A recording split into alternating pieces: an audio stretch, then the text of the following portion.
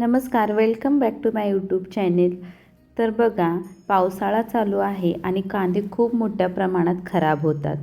तर कांदे योग्य पद्धतीने कसे साठवावे हे मी तुम्हाला व्हिडिओमध्ये सांगणार आहे. कारण एक जरी कांदा खराब निघाला ना तर सगळे कांदे खराब होतात आणि पावसामुळे ओलसर असल्यामुळे कांदे जास्त काळ टिकत नाही. त्यामुळे सर्वात सोपी पद्धत वापरून आपल्याला कांद्याची साठवण कशी करायची आहे हे मी तुम्हाला सांगणार आहे. तर सर्वात अगोदर जे काही कांदे आहेत ते आपल्याला निवडून घ्यायचे आहेत. जे की खराब झालेले थोडेफार असे कांदे आहेत ते आपल्याला वेगळे करायचे आहेत. आपण कांद्याची मोठ्या प्रमाणात साठवण करतो तेव्हा आपल्याला 4 किंवा 8 दिवसातून आपल्याला कांदे निवडावे लागतात.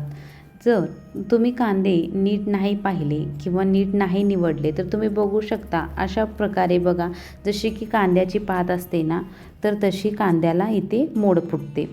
तर त्याच प्रकारे ते कांदे आपल्याला वेगळे करायचे आहेत. कारण जे की दुसरे बाजूचे कांदे असतात ते देखील खराब होऊन जातात.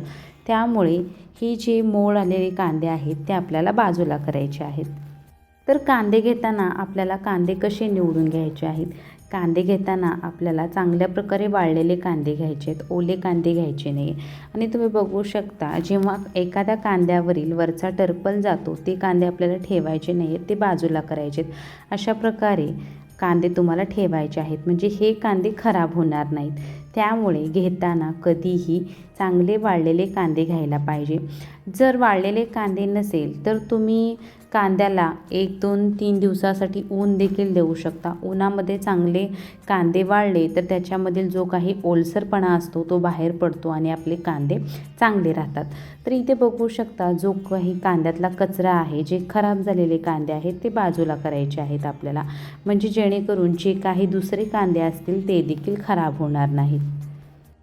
कांदे निवडताना आपल्याला सारखं कांद्यामध्ये हात फिरवावा लागतो, म्हणजे एखादा जरी कांदा खराब झाला आहे का हा बघावा लागतो.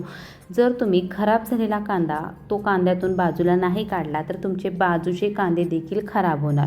त्याचसोबत बघा, इथे खूप सारे कांदे मी थोडेसे जे की मऊ झालेले होते, थोडेसे ओलसर होते ते बाजूला केलेले आहेत. कारण याच्यामधून देखील मी कांदे निवडणार आहे. जे की थोडेफार चांगले आहेत ते बाजूला करायचे आणि जे की खूपच ओलसर आणि मऊ झालेले आहेत ते कांदे आता मी बाजूला करणार आहे. तर अशा प्रकारे बघा, काही कांदे असे खराब निघतात आपले पावसाळ्यामुळे आणि थोडेसे जरी ओलसर असले तर कांदे खराब निघतात. त्यामुळे ना आपल्याला जेव्हा ऊन असेल तेव्हा आपल्याला ह्या कांद्याला ऊन द्यावं लागतं.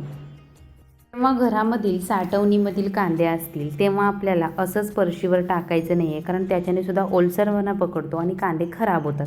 त्यामुळे आपल्याला फरशीवर काहीतरी हंतरून आपल्याला हे कांदे वाळत टाकायचे आहेत, जेणेकरून कोणताही ऋतू असो कित्येक महिने तरी कांदे चांगल्या प्रमाणात टिकतात. तर जे काही निवडलेले कांदे होते ते रोजच्या वापरामध्ये आपल्याला त्याचा वापर करायचा आहे.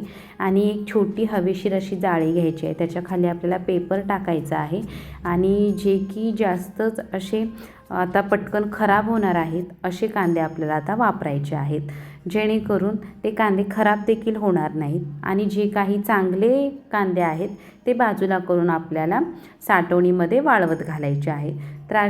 तर ह्या छोट्या छोट्या टिप्स वापरून तुम्ही जी काही घरातली कांद्याची साठवण आहे ती साठवण करू शकता. आणि त्यासोबत बघा, ज्या दिवशी पाऊस नसेल, थोडंसं ऊन असेल तर तुम्ही ह्या कांद्याला ऊन देऊ शकता. त्यामुळे जे काही कांद्यातील ओलसरपणा आहे तो निघून जातो. जर तुम्ही ऊन नाही दिलं तर कांदा खराब होऊ शकतो आणि एका कांद्यामुळे सर्व कांदे खराब होतात आणि कांद्याचा असा दुर्गंध वास घरभर पसरतो. त्यामुळे या छोट्या छोट्या गोष्टी करून तुम्ही कांद्याची साठवण करू शकता. भेटूया अशाच पुढच्या व्हिडिओमध्ये. तोपर्यंत काळजी घ्या.